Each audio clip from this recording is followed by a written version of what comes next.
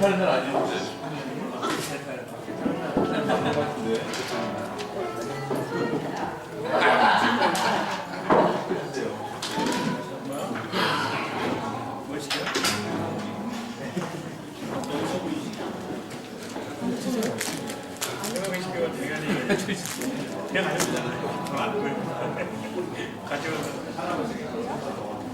내부터 딱해야 3명이 있어 하나씩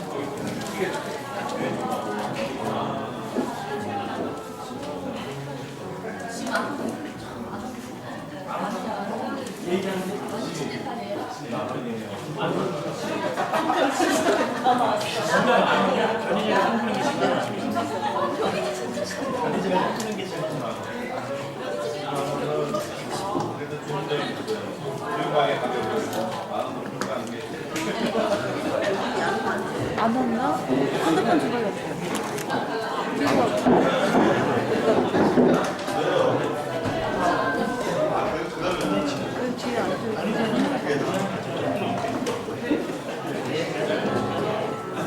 어서오세요.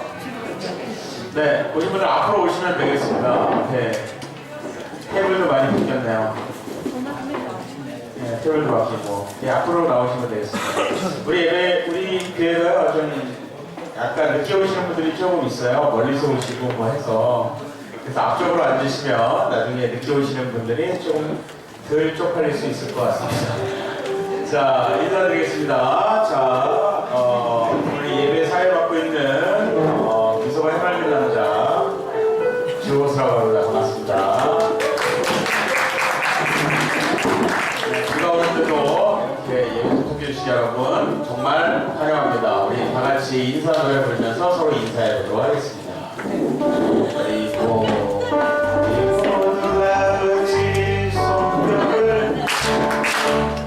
우리 모두 다 같이 손뼉을 우리 모두 다 같이 즐겁게 손뼉쳐 우리 모두 다 같이 손뼉을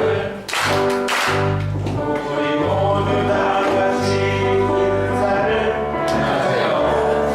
우리 모두 다 같이 인사를 안녕하세요. 우리 모두 다 같이 즐겁게 인사해 우리 모두 다 같이 인사를 안녕하세요. 우리 모두 다 같이 악수를 안녕하세요. 우리 모두 다 같이 악수를 안녕하세요. 우리 모두 다 같이 청나가 악수해 우리 모두 다 같이 악수를 안녕하세요. 우리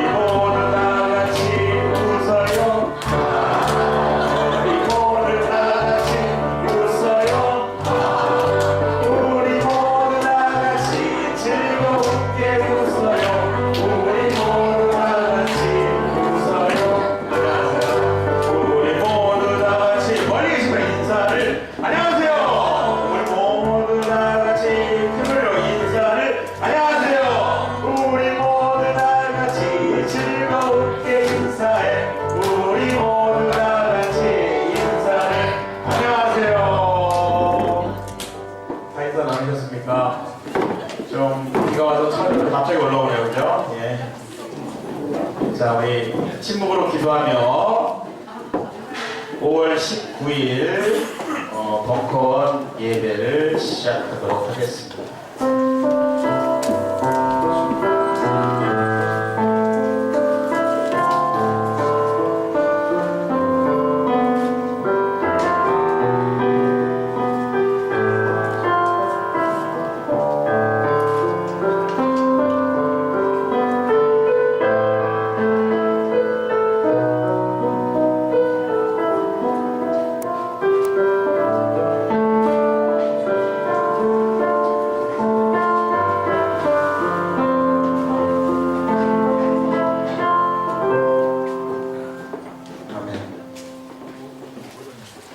오늘 여는 기도는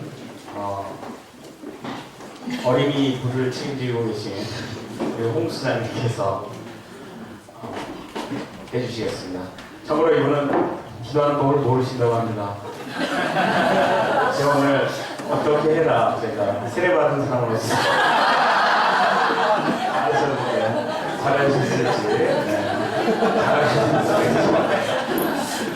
안녕하십니까, 홍수장입니다.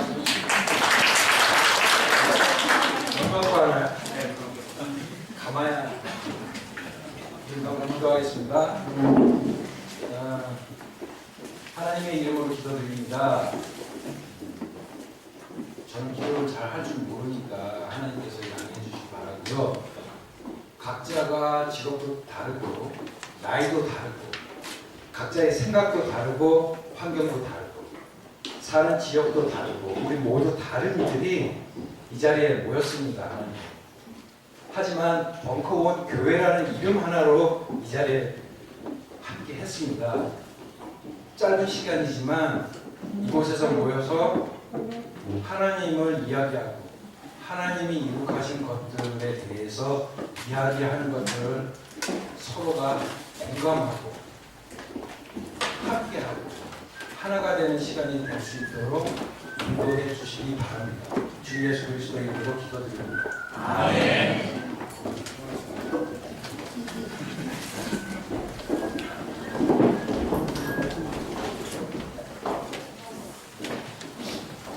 안녕하세요. 찬양하는 시간입니다. 예배를 보는 시간.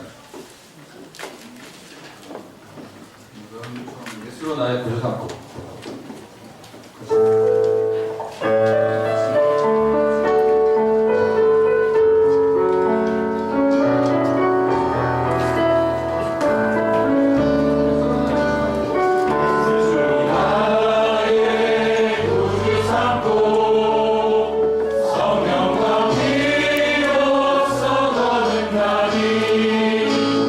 이 세상에서 내 영혼이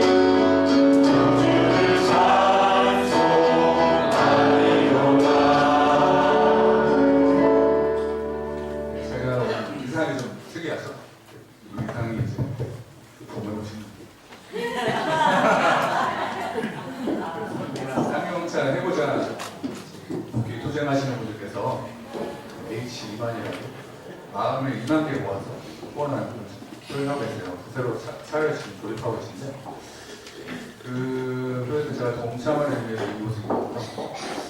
제가 그냥 옆에서 가끔씩 이제 대항전 하는데 지켜봐야 지금 많이 정책이나 많이 다운들 같이 연대하셨던 분들이 많이 떨어져 나오시고 지금 저희 교회 보탬이라는 곳에서 전대를 하고 있는데 보탬분들도 많이 지금 지적을 하신 것 같아요. 그래서 제가 보기에는 교회라는 거는 이럴 때 서로 힘이 돼가고 있는 것 같아요. 서로에게 보탬분들에게 좀 밝고 유쾌한 에너지를 주는 게 진정한 그리스도 공동체가 아닌가 그런 생각을 먼저 들어서 제가 처음으로 이렇게 긴 멘트 한번 해봤습니다.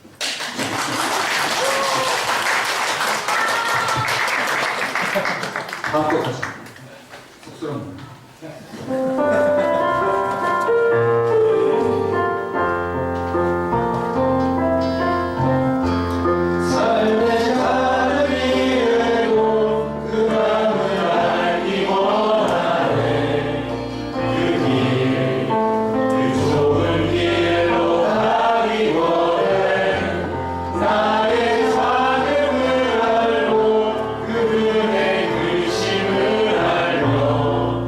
소망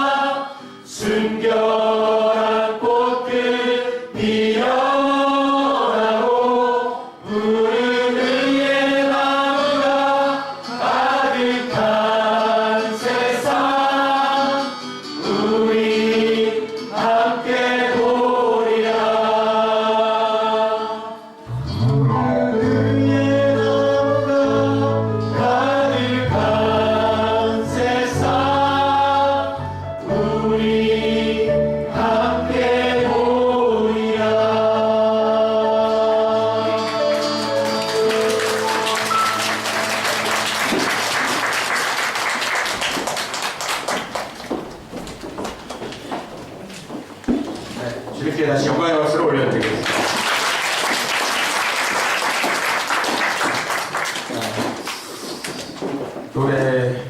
노래 저희도 어제 없었죠, 그죠? 아버지의 대를 이어서 노래를 못 부르게 하고 있습니다. 그죠? 대단하십니다. 예. 그러면 우리 주기도문으로서 기도하겠습니다.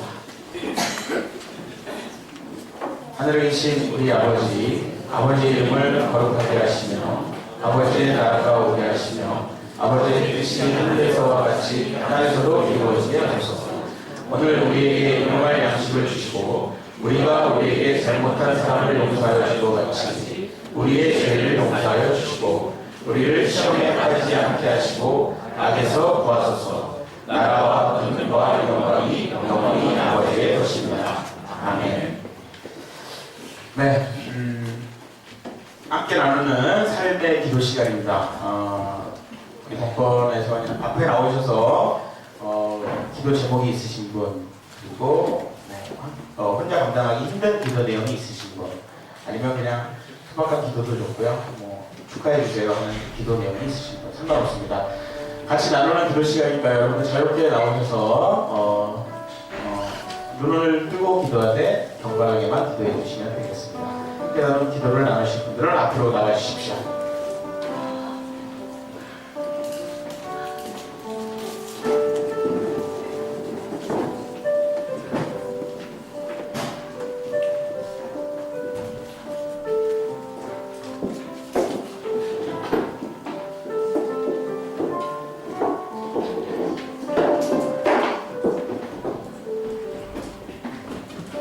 세 번 남았습니다. 단계는 아닙니다. 5분을 목표로 제가 하고 있습니다. 해낼 수 있을까요, 아마?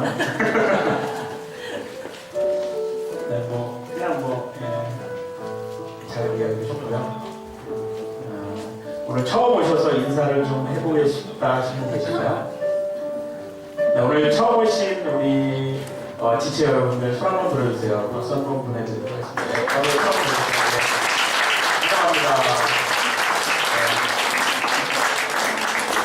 오늘 관례상 제일 앞에 계신 분이 나오셔서 대표 인사를 주십니다. 네.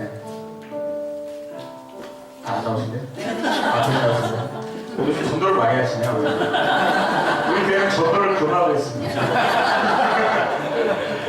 자, 됐죠? 5분 됐습니다. 네, 알겠습니다. 중간에 나오셔도 됩니다. 갑자기 기도를 하시고 싶으시면 자유롭게 나오시면 되겠습니다. 평안님부터. 반갑습니다, 여러분. 저는 평안입니다.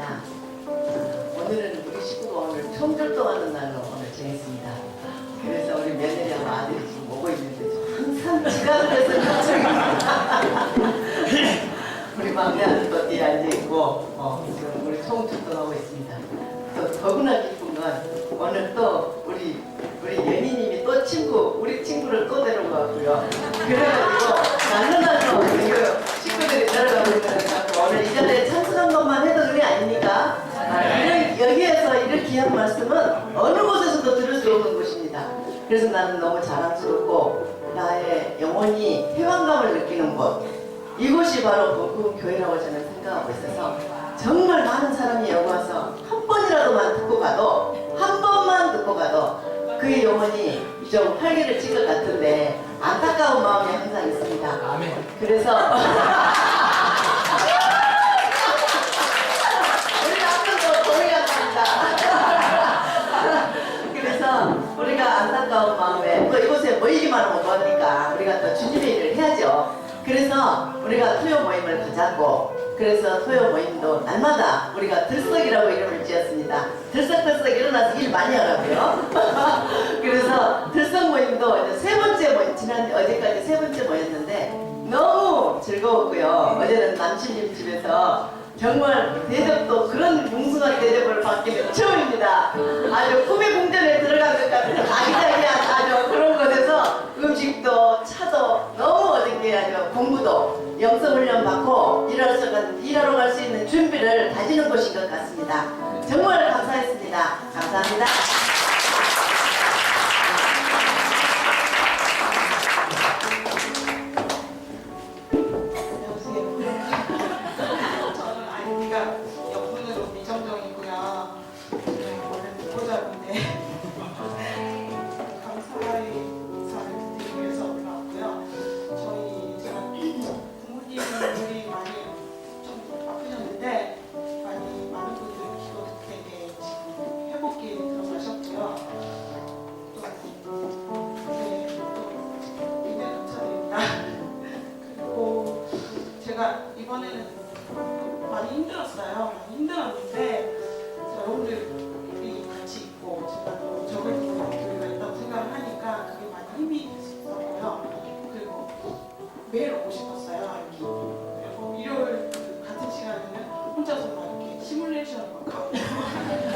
우리 것처럼 생각하고 그랬었는데 힘이 돼서 참 좋았고, 그리고 이게 말이 되는지는 잘 모르겠는데 보통 부모님들이 자기 아기를 보면 뭐 많이 이렇게 임신하고 막 이랬을 때 되게 예쁘고 뭐 똑똑한 애 이렇게 많이 놓기를, 이렇게 애를 놓기를 많이 이렇게 소망을 하잖아요. 근데 막상 애를 낳았을 때는 얘가 그냥 10손가락이 있는지 술을 이렇게 손가락을 이렇게 세고 그게 있는 것만으로도 굉장히 감사하고 그렇게 생각을 하잖아요. 근데 이거를 이제 제가 이제 부모님의 보호자가 돼서 이제 장성해서 부모님이 이제 저의 보호를 받아야 될 대상이 되었을 때 그 부모님이 뭐 어떤 부모님이시든 상관없이 정말 10손가락이 그냥 그 자리에 있는 것만으로도 감사할 일이라고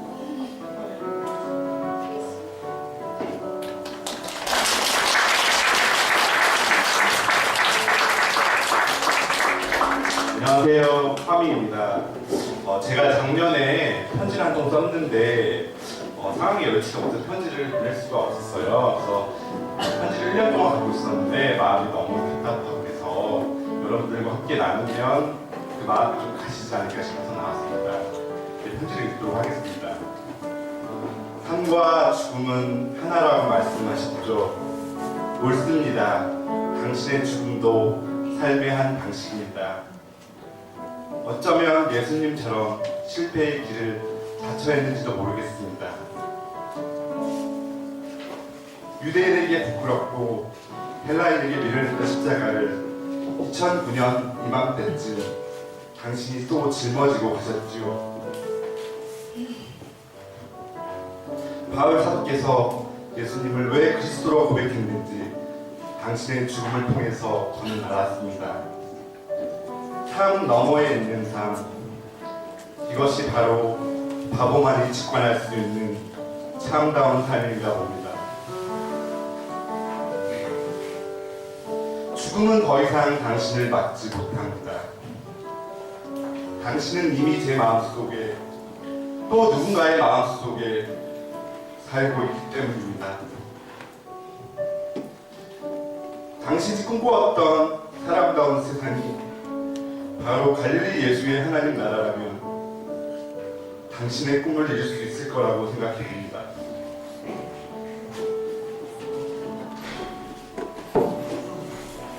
오늘도 이렇게 많은 사람들은 서서 뿌연 거울 앞에 흐릿하게 비치는 하나님의 나라를 보고 있으니까요.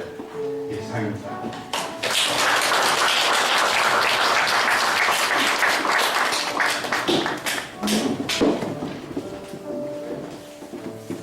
안녕하세요. 오늘 처음 왔는데 오늘 생일이라서 전부터 계속 오고 싶었는데 벚꽃 교회 설교도 그냥 팟캐스트만 들었어요. 시험 봤는데 되게 좋은 것 같아요. 뭐라고 해야 될지 모르겠어요. 끝낼게요.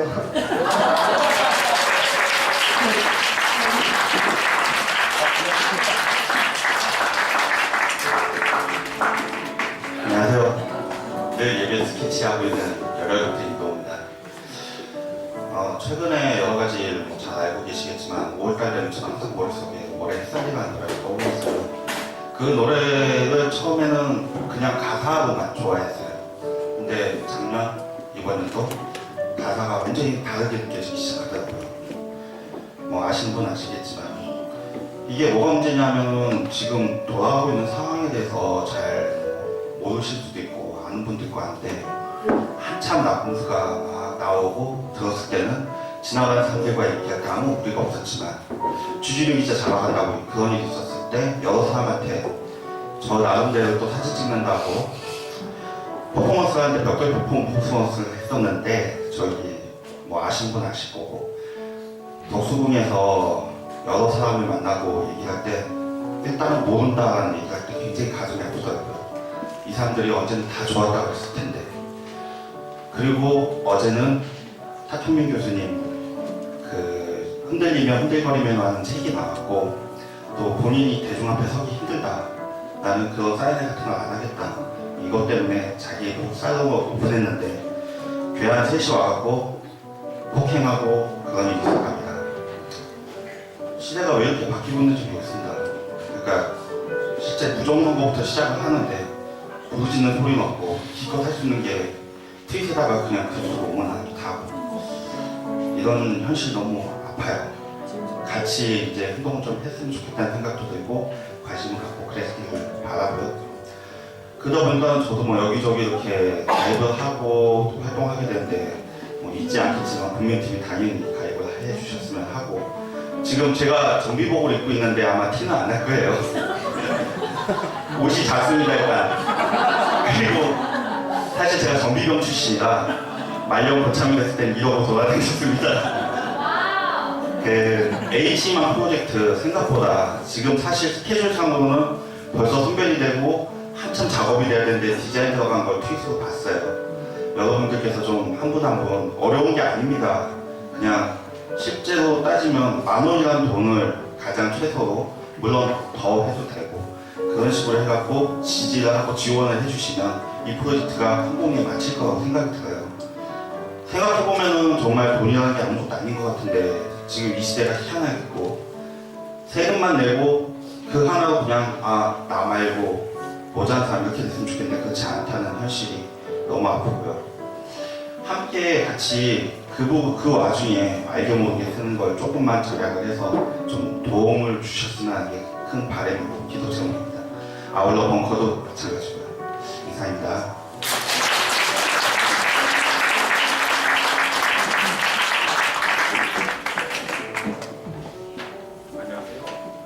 저는 팔로워라고 해서 지금 방송 쪽을 맡고 있는데 방송하고 있는 걸 맡고 있는데 지난주에도 말씀드렸듯이 지금 오늘 이렇게 프레젠테이션 돌아가는 거 보시면서 왜 안 돌아가지? 왜 안 넘어가지? 이런 걸 많이 느끼셨을 거라고 생각이 듭니다. 근데 제가 혼자서 이제 이걸 담당하고 이렇게 쭉 보다 보니까 좀 마음이 불안하다는 느낌이 듭니다. 지금 조만간에 지금 여태까지 월화선 교육분들께서 그렇게 수고를 해주셨는데 제가 그 역할을 할 수 있을지 솔직히 좀 부담도 좀 되는 상황이고 5월 말까지 이분이 같이 계시고 아마 내려가셔서 지금 부모님을 도와주셔야 되는 상황입니다. 그래서 제가 뭐 하겠다고는 했지만 이 상황들이 6월달에 됐을 때 더 좋아질까? 저는 솔직히 확신이 안 들어요. 그런데 그런 사실들을 여러분들은 잘 모르시는 것 같아요. 그래서 저 혼자 이걸 할 수 있을지 좀 걱정이 좀 됩니다. 그래서 같이 할 수 있으신 분이 계시면 같이 와서 같이 좀 할 수 있으면 좋겠다 싶고 이걸 아까 전에 혼자서 막 생각하다 보니까 좀 그랬어요. 아니 그래서가 아니라 제가 쌍용차 오늘 또 와서 얘기하고 있었잖아요. 똑같은 거를 한 달 뒤면 이 화면 나가는 거 방송 안 하는 게 또 개체가 될 수도 있는데 뭘 하고 있는가 또 쌍용차 이렇게 힘들고 어렵고 한 다들 지금 대통령이 뽑혀야 지금 앞으로 어떻게 되는지 뻔하게 보이는데 내가 보라고 그런 생각이 들어요. 같이 좀 마음을 좀 모아주셨으면 이 생각.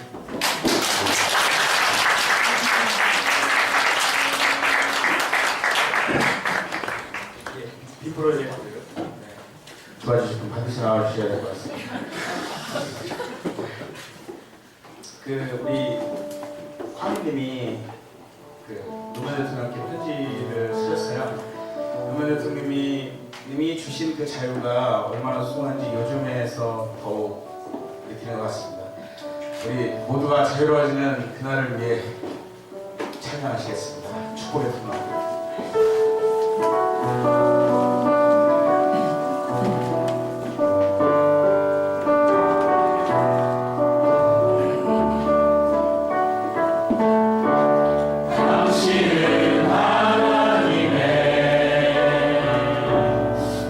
언약 안에 있는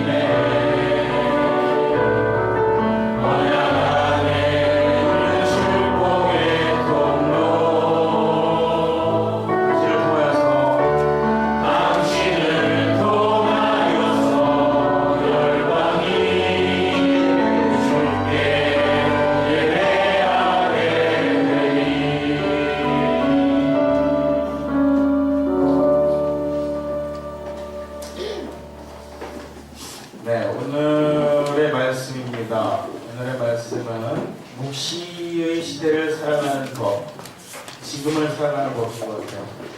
같이 읽으시겠습니다. 다니엘 1장 17절 말씀입니다. 같이 읽으시겠습니다. 이내 젊은이는 하나님의 도우심으로 글공부를 잘해서 전문 지식을 가지게 되었다. 그 중에서도 다니엘은 어떤 환상이든지 꿈이든지 다 있을 수 있는 재능을 받았다. 네, 오늘 말씀은 그 청아람 아카데미 대표이십니다. 청아람 아카데미가 청아람이란 영화사가 26년 영화를 만든 그건 다른 거요? 청아람 아카데미 대표. 죄송합니다. 내가 영국으로 보니까 청아람 하니까 영화사장에 나왔는데. 네, 대표시고요. 서울대 전자공학과를 졸업하셨습니다. 박근혜 님도 전자공학과를 졸업하셨습니다. 영국 트리니티 칼리지와 런던 신학교에서 학사와 석사, 그리고 보문과 상황 전 편집장이시고요. 한동대에서 기독교 세계관을 가르치셨습니다. 양희성님을 모시겠습니다. 네.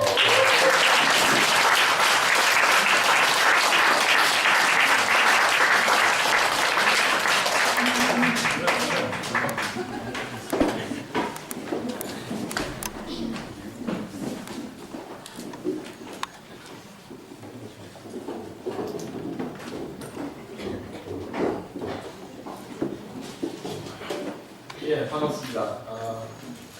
소개를 듣다 보니까 섭외를 잘못하신 게 아니라 참여한 영화사를 했었어요. 저희도 종종 그런 얘기를 듣기 때문에 계열사라고 뻥치기도 합니다. 좋은 영화 많이 만든 곳이라 저도 아주 좋아하고요. 반갑습니다. 불러주셔서. 벙커원은 시작할 때 멀리서 이야기만 좀 듣다가 지난번 한한상 박사님 오셨을 때 저도 예배드리러 우연히 왔다가 보고 가고 그런 적이 있는데 또 말씀 나눌 수 있는 기회 주셔서 너무 감사를 드리고요. 저는 지금 청아람 아카데미라는 단체의 지금 대표이고요. 여기서는 주로 대중 강좌를 많이 기획을 했습니다. 벙커원처럼 이제 지역 교회가 교육관을 오픈을 해가지고 인문학, 정치, 사회, 문화, 예술, 신학 강의도 가끔씩 있었고 또 상당히 재미있는 새로운 책들이 나오면 저자 초청 특강 같은 것도 하고 제 기억에 제일 흥미로웠던 특강 중에 하나가 김용철 변호사 삼성을 생각한다 그 책이 나왔을 때 아마 기억하시는 분은 아시겠지만 신문지상에 광고가 한 번도 나간 적이 없습니다. 트위터로 광고하고 있을 때 수만 부가 팔렸는데 그 저자 특강을 진행하려니까 장소를 안 해주더래요.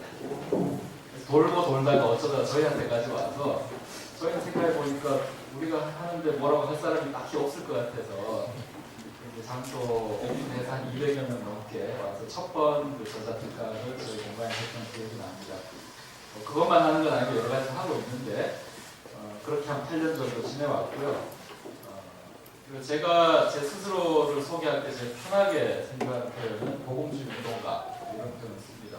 복음주의란 용어가 다양하게 한국에서 해석이 되고 있기 때문에 그게 무슨 말이야 이렇게 고개를 갸웃하실 수 있겠지만 일단 제가 자라온 신앙적인 배경은 복음주의라는 흔히 한국에서 좀 보수적인 신앙을 갖고 있는 그런 배경 속에 살아왔다 그렇게 좀 이해를 하시면 될 것 같습니다. 아마 제가 초청받은 이유 중에 하나가 작년 말에 제가 책을 2권을 냈는데 그 중에 하나가 다시 프로테스탄트라는 제목으로 나온 책입니다. 한국 개신교 여러 현실과 또 앞으로 어떻게 해야 되는가 이런 내용을 좀 다뤘는데 비교적 출판사에 손해는 끼치지 않고 책이 좀 팔렸던 것 같고요. 또 그 주제를 갖고 여기저기 좀 강연할 기회들도 좀 많이 있었습니다. 강연을 하면 재밌었던 일이 한국 교회 관련해서 좀 비판적인 책이 사실 교회에서 환영받기 좀 어렵거든요. 제가 주로 강의하는 대상들은 목사님도 있고 신학생도 있고 또 교회 상황에 가면 이제 장로님, 집사님 이런 분들이 많은데 아주 재밌는 현상이 꼭 강의가 끝나고 나면 한 안수집사 내지 장로님급쯤 되는 분이 와서 손을 꼭 잡고 참 나랑 생각이 이렇게 똑같냐 그 얘기를 하시더라고요. 그러면서 또 덧붙이는 게 나만 그렇게 생각하는 줄 알았다 이 얘기를 꼭 해요. 근데 이제 그분들은 자기가 속한 공동체에 자기 혼자 그런 생각을 하는 거라고 생각을 하니까 되게 좀 외로워하고 하는데 저는 전국을 다 다니면서 그런 분들을 만나고 심지어는 해외에서 저도 미국서 안식년으로 작년부터 한 1년 정도 지냈는데 그때도 가면은 예외 없이 이런 분들을 만나요. 제가 볼 때는 이런 분들이 대세인데 혹시 이런 분들이 혹시 다수는 아닐까? 이런 생각을 좀 하게 됐었습니다. 그 책에서 제가 한국교회 관련된 이런저런 모습들을 좀 얘기를 하면서 물론 이제 지금 벌어지고 있는 여러 가지 사건이라든지 문제라든지 뭐 이런 것들을 여러분들도 기본적으로 많이 접하시니까 그걸 좀 빼고 제가 굉장히 흥미롭게 봤던 현상이 하나가 있습니다. 어떤 종류의 그룹을 좀 주목해야 된다라고 제가 얘기를 했는데요. 그 그룹의 이름을 가나안 성도라고 이름을 붙였습니다. 가나안 성도가 대체 뭐냐? 가나안을 거꾸로 하면 안 나가거든요. 교회에 안 나가는 그리스도인들이 늘고 있다 하는 겁니다. 이게 무슨 얘기인지 나오면 여기 앉아 계신 분들은 그냥 직관적으로 아실 것 같은데요. 교회에 안 나가는 그리스도인이 늘고 있다. 이게 무슨 얘기인가? 보통 이 얘기를 목사님들한테 하면 목사님들이 뭐라고 대답을 하냐면 신앙을 잃어버렸나 보다 이렇게 생각을 해요. 더 이상 교회 안 나오니까 신앙에서 탈락한 것 혹은 신앙에서 이탈한 것으로 간주를 많이 하시는데 제가 만나본 사람들은 그렇지가 않았거든요. 청어람 아카데미를 지금 8년차 하고 있는데 꽤 그런 경우를 많이 만났던 것 같고요. 또 굳이 교회 바깥으로 나와 있지 않더라도 심정적인 가난한 성도가 중대형 교회에 얼마나 많은지 모릅니다. 그래서 결코 이것은 그냥 간단하게 신앙 탈락자, 교회 이탈자 이렇게 처리할 문제가 아니다라고 생각을 해서 그 얘기를 했었는데요. 이 현상은 뭐 우리만 겪는 건 아니고 외국에서도 많이 벌어지는 일입니다. 미국이나 영국이나 그래서 뭐 이제 이런 사람들은 조금 더 세련된 표현을 쓰죠. 소속되지 않은 신앙. 그래서 believing without belonging 이렇게도 표현을 하고요. 교회에 나가지 않는 그리스도인, unchurched Christian 이런 표현도 쓰고요. 그 다음에 심지어 어떤 경우까지 나오냐 하면은 예수를 따르기 위해서 교회를 떠난다. Leaving church to follow Jesus. 이게 이제 무슨 얘기인지 금방금방 좀 파악이 되실 텐데 기본적으로 지금 우리가 만나보니 가난 현상이라는 것은 신앙이 약해지거나 신앙에서 이탈하거나 신앙을 잃어버렸기 때문에 벌어지는 문제라기보다 뭐 그렇게 교회를 떠나는 사례들은 언제나 있어왔고 또 앞으로도 언제나 있겠지만 지금 우리가 만나는 현상은 내가 그동안 지녀온 어떤 신앙의 소신과 또 내 믿음의 고백에 비추어 보건데 더 이상 교회를 다니는 게 의미가 없다든지 혹은 그것이 내 신앙에 오히려 반하는 일이 된다 하는 그 생각들이 일어나고 있다. 일어날 뿐만 아니라 이게 상당히 확산되고 있는 것을 우리가 볼 수가 있습니다.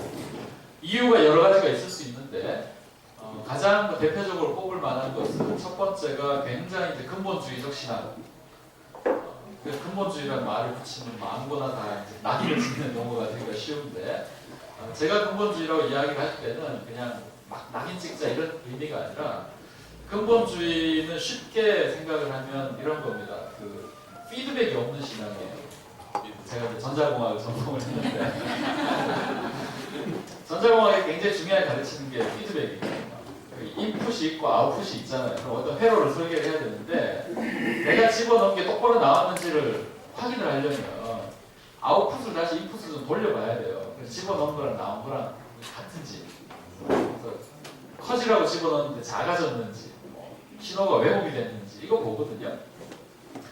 그러니까 모든 종류의 제대로 설계된 회로는 피드백을 갖추게 되어 있습니다. 안 그러면 이쪽은 집어넣기만 하고 저쪽은 내보내기만 하고 제대로 나가는지 어쩌는지 검토가 없잖아요. 근본주의는 뭐냐 하면 피드백이 없는 시스템이에요. 그래서 내가 이 회로를 얼마나 멋지게 설계를 했는데 어떻게 오류가 날 수 있냐. 그러니까 집어넣은 거는 다 제대로 나가는 거다. 투덜지 마라. 근데 사람들이 이게 안 믿어지잖아요. 뭘 집어넣길래 이런 결과가 나오냐. 그러면 결과를 다시 처음 인풋으로 돌려가지고 넣은 거랑 나온 거랑 어떻게 된 건지 비교해봐야 되는 말이죠. 그래서 그 차이가 있으면 내가 회로를 잘못 설계했구나. 나도 오류를 저지를 수 있네 하면서 수정을 해나가는 겁니다. 그래야 이게 제대로 정상 작동을 하는 시스템이 되는데 근본주의는 기본적으로 나는 완벽하고 나의 설계에는 문제가 없었기 때문에 여기서 나오는 결과물은 언제나 무고하다, 오류가 없다. 그러므로 내 회로 설계 능력에 대해서 시비를 걸지 마라. 이게 근본주의거든요. 우리가 이런 현상을 사실 교회에서 자주 겪을 수 있습니다. 왜냐하면 굉장히 어떤 절대적 가치, 진리 뭐 이런 것들을 이야기하다 보니까 그거 자체에 대해서 문제를 제기한다든지 의문을 제기한다든지 하는 것을 굉장히 받아들이고 힘들어하는 거죠. 과연 그러면 진짜 기독교 신앙이 그러냐? 저는 기독교 신앙이야말로 피드백 시스템을 장착하고 있는 신앙 고백이다라고 생각을 해요.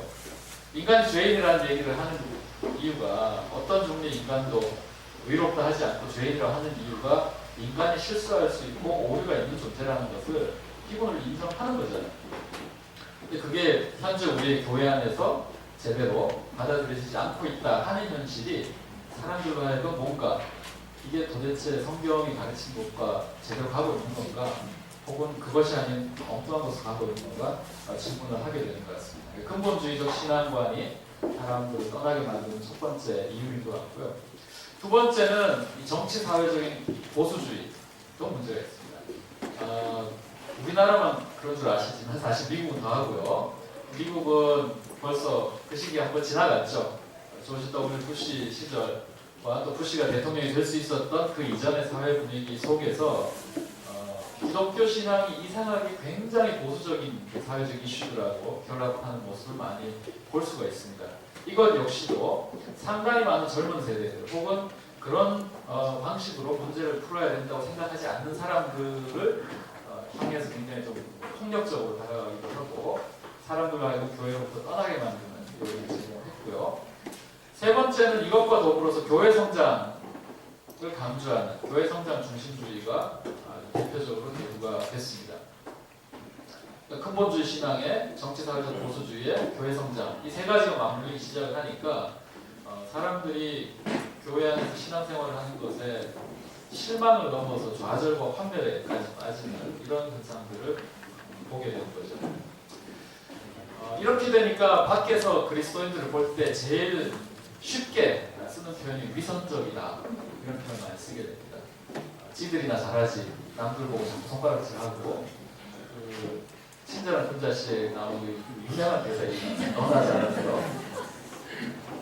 그러니까 해가 갈수록 그런 상황이 반복됨에도 불구하고 기독교는 자꾸 세상을 향해서 뭔가 지적질하고 비판을 해야 된다라고만 생각을 하지 문제는 자기 안의 문제를 어떻게 해결해야 되는지에 대한 아무런 생각을 못하고 대안을 못 보여주고 있는 현실. 굉장히 이중적이고 위선적으로 보일 수밖에 없고 밖에서만 그렇게 보는 게 아니라 안에 있는 사람도 꽤 해석이 안 되는 거예요. 왜 우리는 계속 이러고 있지? 하는 이 상황에서 교회를 떠나는 일들이 자꾸 벌어지고 있습니다. 이것과 더불어서 이제 이런 문제를 고민을 좀 해보려면 사실은 좀 지적인 작업들이 필요하고 또 비판적인 사고 우리 대학 가면 늘 강조하는 게 비판적으로 사고해라 이런 얘기를 많이 하는데 비판적 사고가 부재한 현실이 또 이 상황을 더 악화시키고 있습니다. 여러분들이 대형 서점 한번 가보시면 서점에 가서 이제 요즘 출판이 어떻게 돼가는가 쭉 한번 보시면 아주 탄탄한 독자층을 갖고 있는 장르가 하나 있어요. 무신론을 다루고 있는 책들입니다. 꽤 오래전부터 출판계에서 무신론 관련해서 책이 나오면 웬만해서는 기본 독자층들이 확보가 되어 있는 것 같아요. 그래서 뭐 철학자도 쓰고 그다음 생물학자도 쓰고 심리학자도 쓰고 뭐 온갖 종류의 영역에서 무신론과 관련된 저술들이 나오고 있는데 이 내용이 그렇게 쉽거나 만만치는 않습니다. 제 대표적으로 알려진 리차드 도킨스의 만들어진 신 같은 경우 출판 쪽에 이제 있는 분이 우리나라에서 한 10만 부쯤 팔렸대요. 그 책이 굉장히 두껍고 비싸거든요. 그 책이 한 10만 부로 팔렸다는 거죠. 거기 보면 이제 고전적인 유신론 논증 뭐 이런 것들을 다 깨놨어요. 어거스틴이 뭐라고 얘기했고 아퀴나스가 어떻게 얘기를 했는데 그 논리에는 어떤 약점이 있고 이거를 이제 이 생물학 하는 사람이 다 깨놨단 말이죠. 아마 여기 계신 분 중에도 왕년에 전도 좀 하셨던 분이 계실지 모르겠는데 저도 대학 시절에 전도 많이 받아봤고요. 벤치에 혼자 있으면 물을 와서 밥도 혼자 못 먹고 커피도 혼자 못 마시고 그런 시절도 있었고 그 다음에 또 제가 또 그렇게 전도를 하는 그런 시절도 있었고 심지어 이제 대학로 와서 노방전도도 하고 막 그랬는데 옛날에 크리스찬이 나가서 누군가를 전도하겠다고 하면 보통 대화의 주도권을 크리스찬들이 주었어요. 그때 당시 무신론자라고 얘기를 하는 사람들은 대체로 신에 대해서나 종교에 대해서 생각을 별로 많이 안 해봤기 때문에 자기 논리나 입장이 굉장히 허술을 하는 경우가 많거든요. 그럼 이쪽에서 그게 뭐 사형리가 됐든 전투 폭발이 됐든 딱 훈련을 받아가지고 딱 나가면 상대가 내가 던진 질문에 무슨 대답을 할지 다 알고 예상 가능한 범위 내에서 이게 대화가 진행이 된단 말이죠. 그러면 상당히 주도적으로 논의를 쭉 이끌고 마지막에 영접 기도 시키고 이렇게 된단 말이에요. 그게 가능했어요. 근데 여러분 요즘 누가 전도하러 나가면요, 여러분들이 만나는 무신론자들은 이론적으로 중무장이 된 사람들입니다. 뭐 기독교에 대해서 대화를 이렇게 시작을 하면 예를 들어 이런 거죠. 아퀴나스의 신존재 증명에 대해서 어떻게 생각하냐 이런 반문이 들어온단 말이에요. 어거스틴의 뭐에 대해서 어떻게 생각하냐. 그러면 우리는 이제 교회 열심히 다니는 분들은 어거스틴이나 아퀴나스 성함은 들어봤지만 무슨 말씀하셨는지 읽어본 적도 없고 책도 만져본 적이 없는 이런 경우가 이제 상당한데 이제 힘들어지는 거죠. 이게 무슨 대화를 전도를 지금 해야 될 판에 거꾸로 신학적인 대답을 해야 되는 궁지에 몰리게 돼서 결국 우리가 선택할 수 있는 방법은 우리 뭐 커피나 마실까? 영화 보러 갈래? 차 좀 사줄까? 뭐 이렇게 가는 거예요. 어떤 면에서 오늘날의 넌크리스찬들이 기독교 신앙에 대해서 진지한 질문을 던질 때 크리스찬들은 오히려 그 질문을 받을 수 있는 준비가 안 되어 있습니다. 그리고 질문을 회피해요. 핵심적인 질문, 단도직입적으로 돌직구처럼 확 찔러오는 질문을 던질 때 그 사람이 관심 있어서 하는 질문이거든요. 그 무슨 논쟁하려고 하는 게 아니라 나는 그거 굉장히 중요한 것 같은데 예수 믿는 너는 그거 어떻게 생각하냐 이걸 묻는 건데 우리는 그 질문을 이해도 못해. 그게 누구 책 어느 페이지에 나오는지도 몰라. 이렇게 되고 계속 그걸 회피하고 우회하는 방식으로 예수 믿으라고 할 수 있다고 혹은 그것밖에 할 수 없는 게 오늘 우리 한국 교회의 현실일 수 있다는 거죠. 물론 우리가 뭐 전도하는데 언제나 신학 논쟁을 해야 되고 뭐 권위 있게 가르쳐줘서 문제가 해결되는 것은 아니지만 그러나 오늘날 한국 사회에서 많은 사람들이 던지는 질문 자체를 이해하지도 못하거나 수용하지도 못하는 상황이라는 게 굉장히 심각한 지적인 위기에 빠져 있다는 거죠. 여러 가지 이유로 사람들이 교회로부터 이제 떠나가고 있는 그런 시대를 우리가 살고 있습니다. 단지 교회를 떠나가는 것만이 문제가 아니라 교회를 떠나간 사람들이 하고 있는 고민에 대해서도 이해하지 못하고 그것은 단지 이제 교회를 떠나갔으니 신앙에서부터 이탈한 것이다 라고 치부하는 것은 곤란하다. 이게 제가 그런 강의가 있을 때마다 교회 이제 목사님들한테 많이 드리는 말씀이고 좀 가난한 성도 연구 좀 해봐라.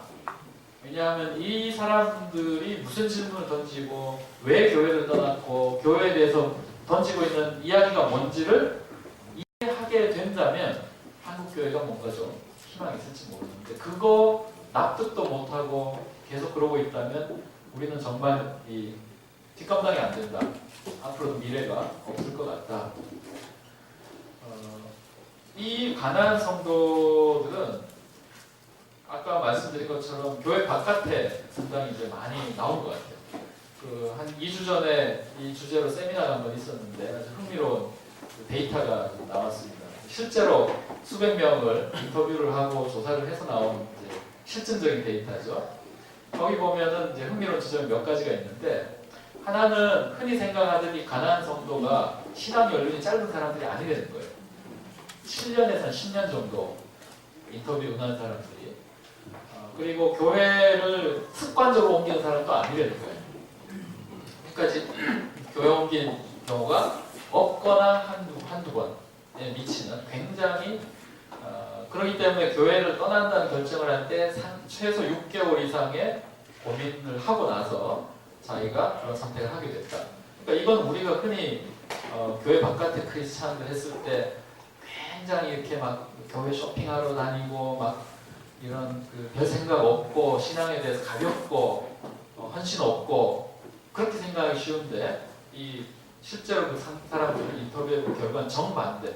어쩌면 교회 안에서 가장 헌신되고 가장 많은 시간과 애정을 쏟았던 바로 그 종류의 사람들이 지금 교회를 이끌어가고 있는 거다 하는 이제 결과가 나왔습니다. 그거는 뭐 상당히 심각하게 받아들일 만한 일인 거죠. 그래서 한편으로는 이렇게 교회를 떠난 사람들이 어떻게 하면 교회로 빨리 돌아올 수 있냐라는 고민을 이제 교회적 사이드에서는 할 수밖에 없는데, 근데 저는 이제 또 다른 각도에서 좀 우리가 생각을 해봐야 될 필요가 있는 것 같습니다. 그동안 우리가 교회를 만들어 온 방식이 과연 옳았는가? 그거 반성하지 않고 다시 돌아오기만 하면 문제가 해결될 것처럼 생각하는 것은 곤란하다는 거죠. 아마도 한국 교회가 그 문제에 대해서 새로운 종류의 조금 더 전진한 답을 내놓기 전에는 이 사람들이 이렇게 쉽게 교회에 복귀하는 일이 벌어지지 않을 것이라는 생각이 들고요. 그리고 또 한편으로는 저는 우리가 한국 교회 안에 실험들이 굉장히 많이 일어나야 된다고 생각합니다. 그동안 우리가 당연하게 생각했던 거 한번 다시 생각해보고, 다른 방식으로 교회하기, 다른 방식으로 예배드리기, 또 다른 방식으로 서로 만나기, 신앙생활, 신앙 고백, 부르는 노래, 이런 것들을 한번 새롭게 실험해 볼 수 있는 공간이 필요하다. 모든 실험이 다 성공하는 건 아니죠. 많은 실험들이 사실 실패합니다. 그러나 실패 속에서도 배울 것들이 굉장히 많거든요. 제가 개인적으로 벙커원 교회 굉장히 좀 흥미롭게 생각하고 좋게 생각하는 것은 한국 상황 굉장히 드문 실험 공간이다. 아마 여기 와서 좀 숨통을 트고 있는 분들도 계실 거고, 좀 마음 열어놓고 있는 분도 계실 거고, 그거 자체가 굉장히 소중한 기여고 역할을 하고 있다고 생각을 하고, 바라기는 거기서 만들어지는 것들이 좀 이렇게 축적이 돼가지고, 뭐 지금 여기 계신 분들이 한국교회 얼마나 좋아하고 친근감을 느끼시는지 모르겠습니다만, 근데 여러분들이 잘하시면 굉장히 간접적으로 다 도움이 돼요. 그래서 최선을 다해서 여러분이 좋아하고 옳다고 생각하는 것, 이것도 즐겁게 하시는 것이 간접적으로는 많은 사람들을 좀 이롭게 하는 일이 될 수가 있습니다. 내가 청아람 아카데미 올 초부터 수요일날 모임을 하나 하고 있습니다. 제가 가난한 성도 이 이야기는 한 몇 년 전부터 해오고 있는데, 딱히 뭐 제가 그 가난한 그룹들에게 기여하는 바는 없는 것 같아서 올해 초부터 이제 모임을 하나 시작을 했는데요.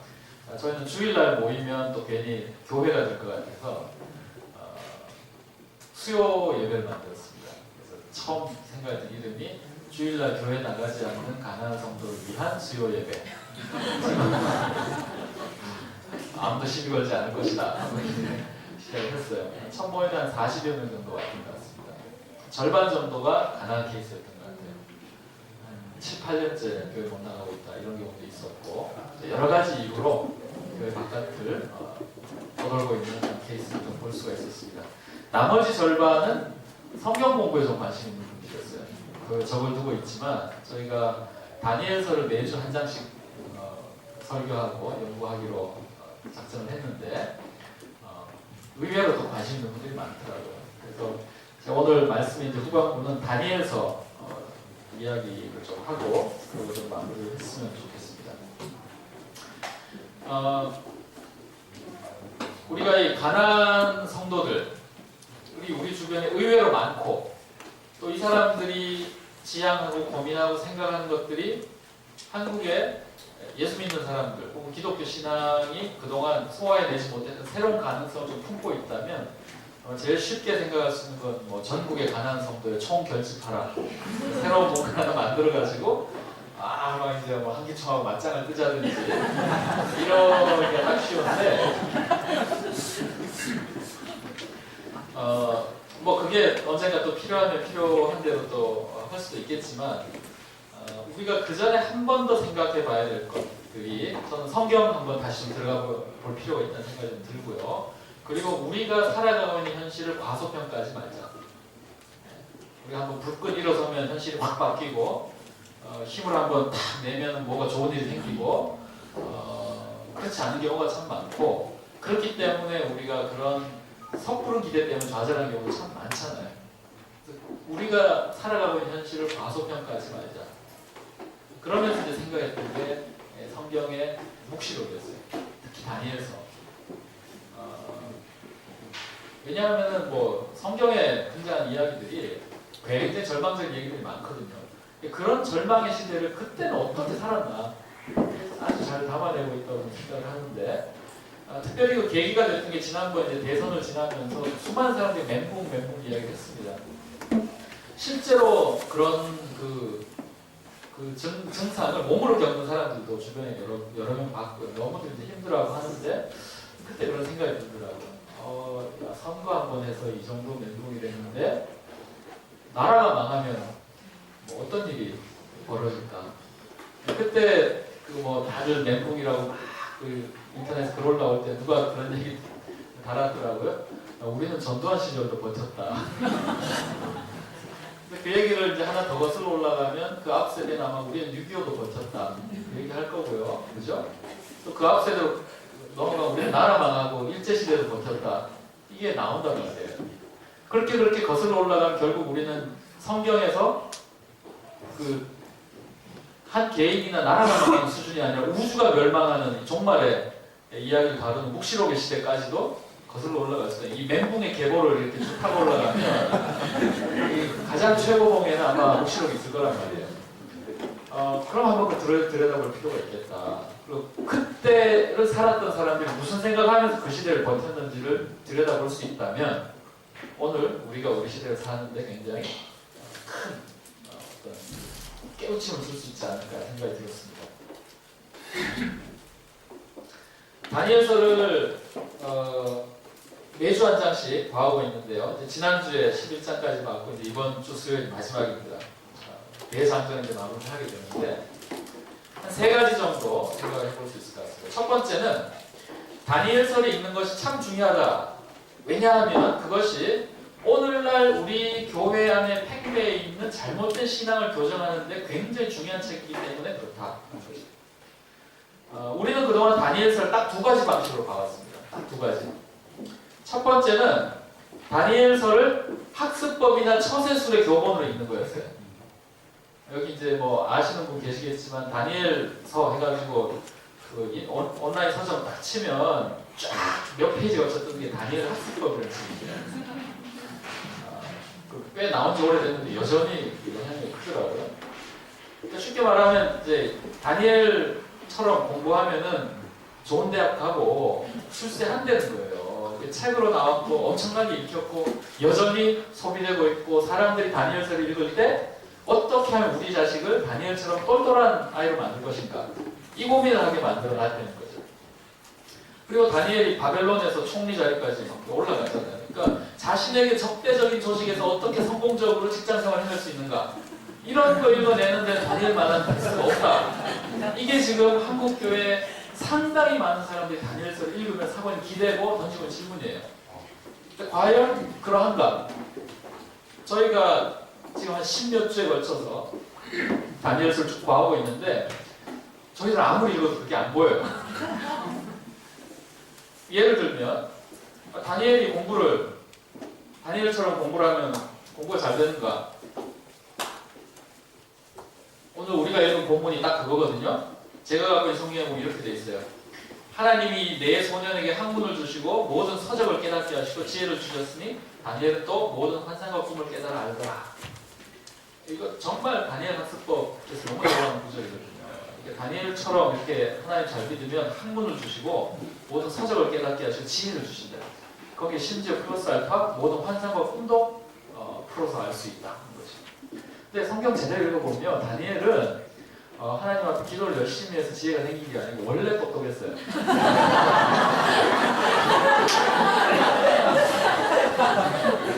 얘는 태어나기 굉장히 똑똑하게 태어났어요.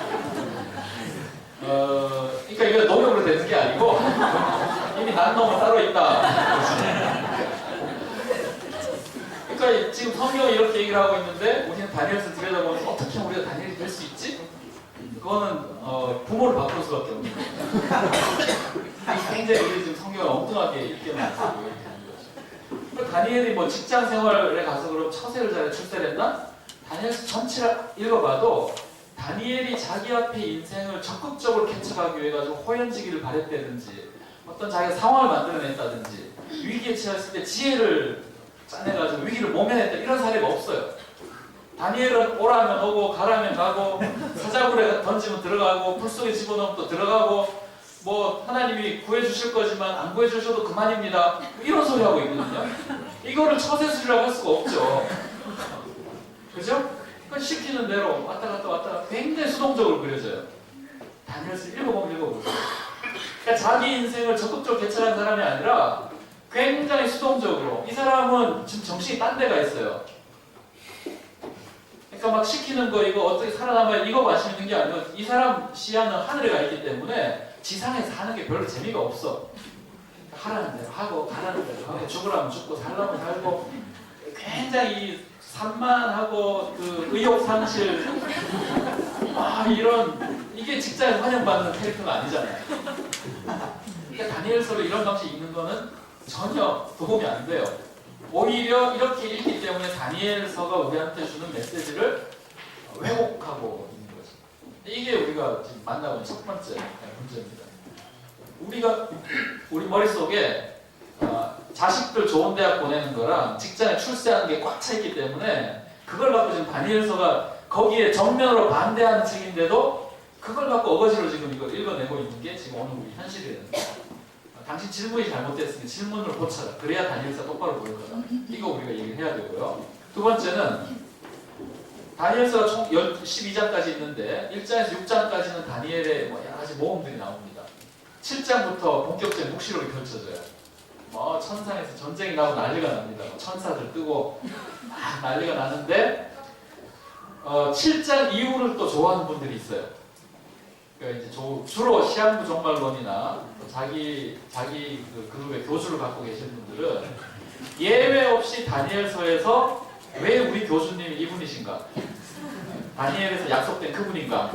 하는 얘기를 예외 없이 합니다. 거의 예외 없어요. 여러분들이 사이비, 2단 혹은 어쩌고 저쩌고 해서 교주에 대한 아주 신격화된 어떤 그 가르침을 갖고 있는 모든 그룹들은 예외 없이 근거를 다니엘에서 찾아냅니다. 성경 전체 묵시록이 사실 다니엘서하고 요한계시록이거든요. 둘은 내용이 굉장히 비슷하고 계시록의 내용은 다니엘서에 상당히 많이 반복적으로 훨씬 확대돼서 얘기되고 있기 때문에 그런 현상을 볼 수 있습니다. 그러니까 한국 교회를 뭔가 좀 이 정상적이지 않게 만들어가는 한 그룹 중에는 이를 건전하지 않은 어떤 그 교주에 대한 숭배라든지 혹은 어떤 시한부 종말론에 아주 깊게 심취하는 것 이런 것들의 그 땔감을 자꾸 이 다니엘서 같은 데서 찾아낸다는 거죠. 그거 전 옳지 않다. 우리 제대로 다니엘서 읽어야 된다 하는 거고요. 그 다음에 두 번째 다니엘서 우리한테 주는 굉장히 중요한 메시지는 이게 묵시라는 겁니다. 묵시. 이 말이 어렵잖아요. 묵시. 쉽게 풀면 입 닥치고 그냥 지켜보는 거예요. 그냥 지켜보는 거예요. 다니엘은 별로 말을 많이 안 해요. 이게 묵시라는 얘기는 뭐하고 구별되는 얘기냐면 예언자의 시대와 구별되는 묵시의 시대라는 거예요. 여러분 구약의 예언자들은 그 시대를 향해서 불을 뿜는 사람들이었잖아요. 뭐가 잘못됐고 어디로 가야 된다. 이리 가면 다 죽는다. 그의 왕을 향해서건 백성을 향해서건 일반의 어떤 통치자를 향해서건 불을 뿜는 설교들을 했던 사람이거든요. 예언자들은 어떤 식으로 등장하는가? 하나님의 말씀이 누구누구에게 임하니라. 임하면 그냥 그걸 해야 돼요. 자기가 가감하고 마음에 안 든다고 뭐 더 세게 얘기하고 내가 좋아하는 사람이니까 좀 봐주고 이거 없어요. 그냥 하나님 말씀이 임하면 그대로 얘기를 해야 되는 게 예언자들이었어요. 또 우리 예언자 좋아하죠. 우리 시대에 예언자 좀 필요하다 생각하는데, 근데 예언자의 시대는 그래도 행복한 시대인 게 예언자가 하는 메시지에 반응을 어떻게 하냐에 따라서 역사의 방향이 이리 갈 수도 있고 저리 갈 수도 있다는 거거든요. 아직은 소망이 있는 거예요. 예언자의 메시지를 받아들이면 구원이 있고 거부하면 망한다. 선택해라 할 때 이리 갈 수도 있고 저리 갈 수도 있더라는 거죠. 선택의 여지가 남아있는 시대예요. 그게 예언자의 시대예요. 묵시의 시대는 선택의 시대가 지나간 다음에, 묵시의 시대 쉽게 말하면 니들이 이 땅에서 뭘 선택하든 역사의 진행 방향에 하등 영향을 못 줄 것이다. 니들은 다 망했다. 그러면 이 역사는 어디로 흘러가는가? 그건 전부 다 저 하늘에서 벌어지는 일들이 결정하는 거지, 지상에 니들이 이러나 저러나 하는 게 역사의 진행 방향에 하등 영향을 못 끼친다 하는 굉장히 암담한 시대라는 거죠. 그러니까 우리가 뭘 열심히 하거나 열심히 하지 않거나가 세상을 낫게 하거나 더 나쁘게 하는데 별반 영향이 없어요. 다니엘의 수동적인 이유는 거기 있습니다. 자기가 여기서 뭘 하는 게 별로 세상에 기여하는 바가 없다는 사실을 아주 절감을 하기 시작하면서 이런 경우 보통 좌절에 빠지죠. 무기력증에 빠지고 아무것도 해도 그만 안 해도 그만이니까. 근데 성경이 그러면 그렇다고 해서 그 시절 체념으로 살아라 라고 가르치는가? 뭐라고 가르치는지는 우리 다니엘서를 봐야 된다는 거죠. 굉장히 외로운 시대입니다. 다니엘서는 그냥 자기 혼자 환상 보는 거예요. 하나님의 백성들 이거 다 사라지고 없는 거죠. 다니엘서 시대 배경은 남북 이스라엘이 바벨론에 의해서 멸망하고, 그러니까 지상에 그때까지 하나님의 백성들의 집단이라고 불리던 어떤 그룹이 이제 지상에 사라진 거예요. 그 말은 이제 이 땅에서 하나님의 백성 어쩌고 저쩌고 하는 종류의 집단들은 하나도 오피셜리 전부 다 사라진 거예요. 남아있는 사람들은 뭐지? 그냥 헛껍데기들인 거죠. 저는 이 시점을 읽으면서 오늘 우리가 특별히 한국에서 그리스도인들이 겪고 있는 어떤 그 허망함, 이런 것들이 굉장히 가깝게 느껴지는 상황이 아닌가 싶어요. 교회가 하나님의 백성들의 공동체고 그 집단이라면, 교회가 지상에서 하나님을 대리하고 매개하는 어떤 유일한 가장 권위 있는 집단이라면 그 교회에 뭔가 기대를 걸어볼 수 있겠고, 그것이 어디로 가느냐가 세상의 어떤 역사의 향방에 영향을 줄 수 있을 것 같은데, 그게 다 망해버리면 그럼 하나님은 이 땅에서 뭘 하시는지 우리가 어떻게 알지? 망하는 것보다 더 나쁜 게 있어요. 있는데 하나도 제대로 작동 안 하는 거. 이게 지금 우리가 어쩌면 그런 시대거든요. 국가도 있고 정부도 있고 학교도 있고, 그죠? 군대도 있고 뭐 다 있는데, 병원도 있고, 있는데 제대로 기능을 안 하는 것만큼 이 어이없는 일들이 없거든요. 우리 어저께 5.18 지났지만 그 황당한 그런 거, 국가가 국민을 지켜주지 않는 황당함, 어이없음. 그러니까 나를 지켜줄 것으로 예상했던 존재가 나를 죽이거나 공격하는 모습으로 등장했을 때 느끼는 그 충격, 쇼크, 이런 거. 그러니까 한국 사회가 이걸 너무 많이 겪어온 거죠. 나라가 없어서 겪는 서름도 있지만, 나라가 있는데 그게 나라가 아니네? 내 나라가 아니네? 이런 어떤 아이러니. 이게 지금 이 묵시록의 시대가 보여주고 있는 요즘 말로 하면 멘붕의 실체다 하는 겁니다. 마지막으로 다니엘서에서 여러 종류의 에피소드나 사건들이 나오지만 저는 이게 반복적으로 한 가지 메시지를 전달해주고 있다고 생각을 하는데요. 다니엘서 1장에 보면 다니엘과 세 친구들이 바벨론으로 끌려와서 자기들 나름대로는 저항을 한다고 하면서 채식을 선택을 합니다. 바벨론 제국이 나에게 주는 육식을 거부하고 난 채식을 하겠다. 이게 뭐 건강을 위해서 선택을 하는 건 분명히 아닐 거고, 어떻게 보면 굉장히 소극적이에요. 무슨 무장투쟁을 한 것도 아니고 고기 안 먹을래? 뭐 이런 거. 고기 다 골라낼 거야. 막 이런. 그러니까 어떻게 보면 굉장히 좀 어이없고 우스운 그리고 굉장히 소프트한 어떤 종류의 투정 같은 이런 건데, 근데 다니엘서 1장 여러분 나중에 한번 기회 되시면 한번 읽어보시면 좋을 것 같아요. 근데 그 메시지가 주는 것은 핵심이 이런 것 같아요. 누구나 바벨론 제국에서는 고기 먹고 잘 살고 싶어 하는데, 얘는 풀 먹고 살겠다. 풀 먹고 살 뿐 아니라 풀 먹고도 잘 살 수 있다는 걸 보여주겠다 하는 얘기를 하는 거거든요. 결과적으로 시험적으로 풀만 먹고 지냈는데 이 친구 얼굴이 훨씬 좋아졌어요. 채식이 우수성이 심해졌어요. 그래서 결국 그 제국에서도 그래 너는 이렇게 먹는 것을 우리가 허락한다. 그러니까 제국이 그 결정한 먹고 사는 방식 바깥에서 삶을 살아가서 허락을 받은 거예요. 자기 수준에서는 하나를 따낸 거죠. 저는 그 메시지를 오늘날 우리가 쉽게 이해하는 표현을 고치면 이런 것 같습니다. 사람들이 우리 보고 자 우리가 살아가는 이 세계도 우리가 이 구조 바깥에 나가서 살기 어렵거든요. 다 이 안에서 우리 먹을 것과 쓸 것을 제공을 해준단 말이에요. 사람들이 얘기를 합니다. 우리가 난 채식하고 살래. 밥에서 고기 다 뺄 거야. 이럴 때 사람들이 이렇게 물을 겁니다. 야, 그거 먹고 어떻게 살아? 그거 먹고 어떻게 살아? 풀만 먹고 살래? 먹고 사는 문제를 걸어놓고 하는 얘기거든요. 다니엘의 대답은 그거였던 것 같아요. 풀만 먹고도 살 수 있다. 살 수 있을 뿐만 아니라 더 멋지게 살 수 있다. 그거 내가 한번 입증해 볼게. 그러니까 자기 인생을 걸어놓고 실험을 하는 거죠. 실험의 결과 다니엘이 틀리지 않았다는 게 입증이 됐습니다. 그러니까 굉장히 재밌는 일이 벌어졌는데요. 이스라엘을 멸망시킨 바벨론의 군주가 다니엘을 인정하고 칭찬하는 일이 벌어집니다. 이게 무슨 얘기인가 하면요. 다니엘은 지금 패배한 어떤 이미 망한 나라의 포로잖아요. 쉽게 말하면 자기들이 주장하던 신앙과 이 모든 것들이 더 이상 지상에서 유효하지 않다는 것이 입증된, 공식적으로 입증된 포로예요. 그게 입증돼서 바벨론에 지면 안 되지. 이스라엘 하나님이 더 위대하시면 바벨론의 신한테 패배하면 안 되잖아요. 자기 백성 지켜줘야지 그게 제대로 된 신이지.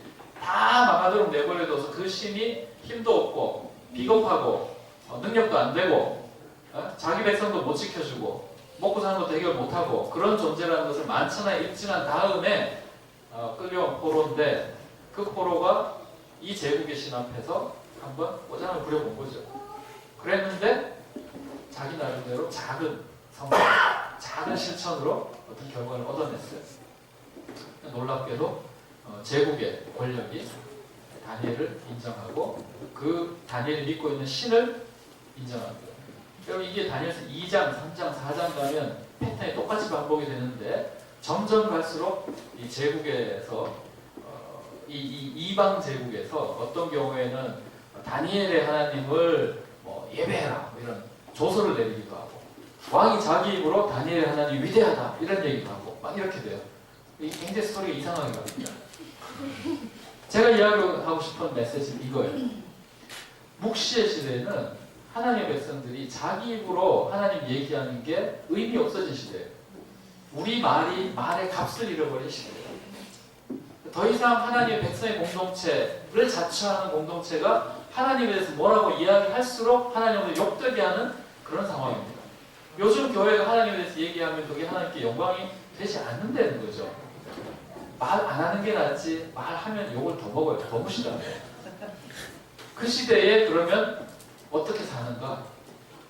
다니엘과 같이 자기의 먹고 사는 문제 혹은 생사, 화복을 완전히 적에게 저당 잡혀 살아가면서도 그걸 걸고 배팅을 하는 거죠.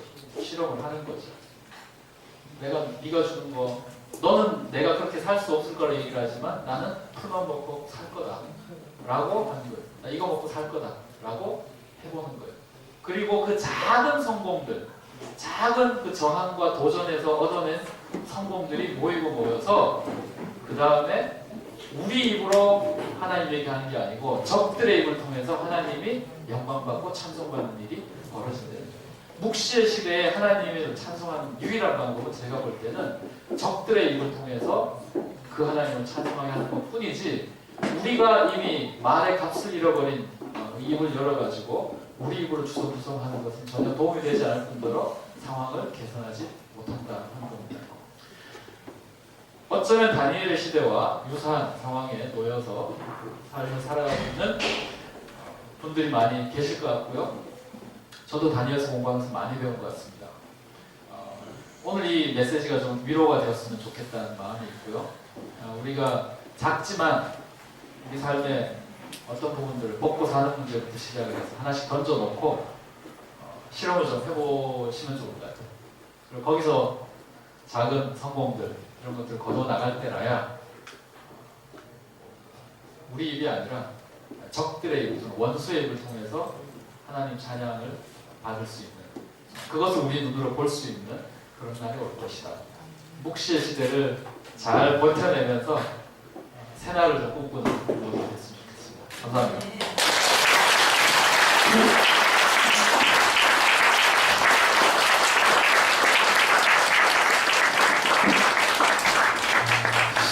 네, 우리 다 함께 일어서셔서 축도하시겠습니다. 옆에 사람과 손을 잡으셔서 힘을 받으셔도 되겠습니다. 힘을 주셔도 되겠습니다. 다 같이 하시겠습니다. 주 예수 그리스도의 은총과 하나님의 사랑과 성령께서 이루어 주시는 진료가 우리 가운데 영원토록 함께 있기를 주님의 이름으로 축원합니다. 아멘.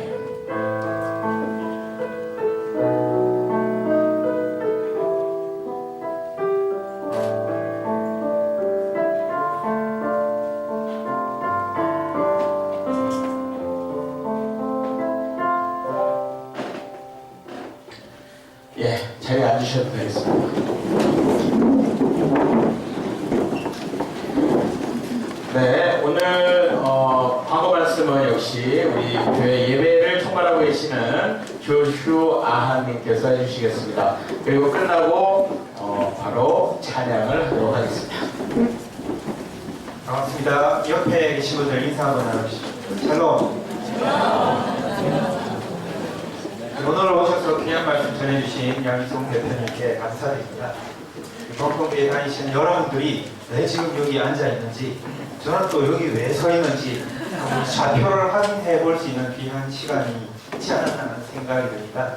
말씀을 들으시면서 일방적으로 여러분 들으셨죠?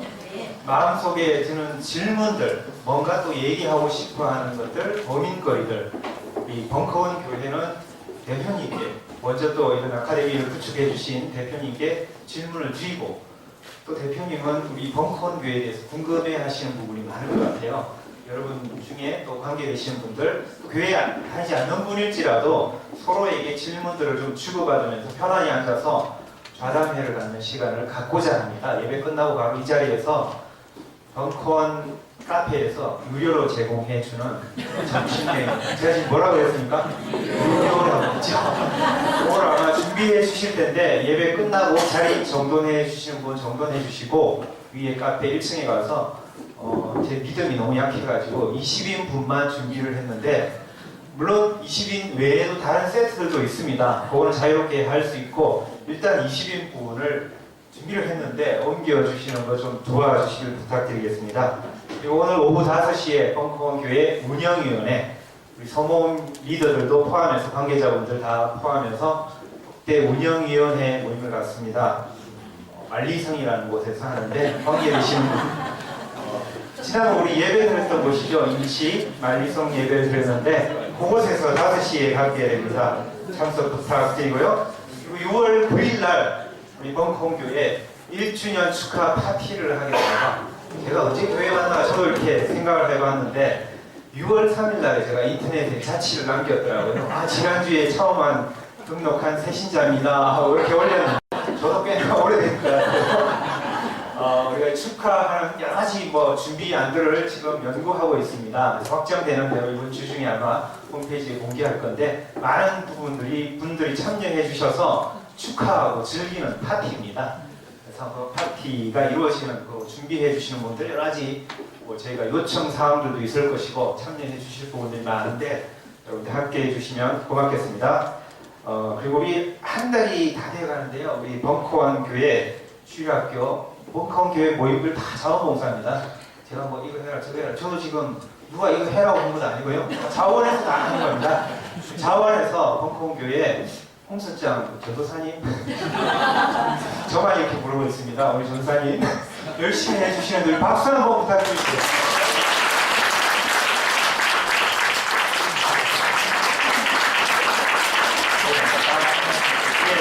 광고 추가드립니다.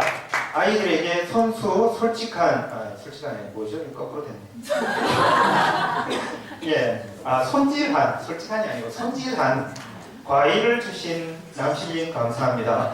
특별 광고. 지금 4개 후 자간회 전인 것 같은데요. CTS라고 기독교 TV가 있습니다.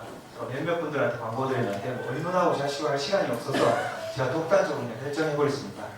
인터뷰를 하는 것 같아요. 여러분들 왜 여기 앉아 계시는지, 왜 가난 교회를 거쳐서 지금 우리가 이제 교회로 다 모였지만 그런 과정에 대해서 궁금해하시는 분들이 많은 것 같아요. 저도 대답할 게 있을 것 같고 여러분들 다 대답할 게 있는 것 같은데 인터뷰 이름, 익명으로 따드린다고 하니까 모자이크 처리하는지는 잘 모르겠고 적극적으로 참여해 주셔서 그런 부분들 인터뷰에 응해 주시면 한국교회에 다 도움이 되는 거 아니겠습니까? 참여 부탁드립니다.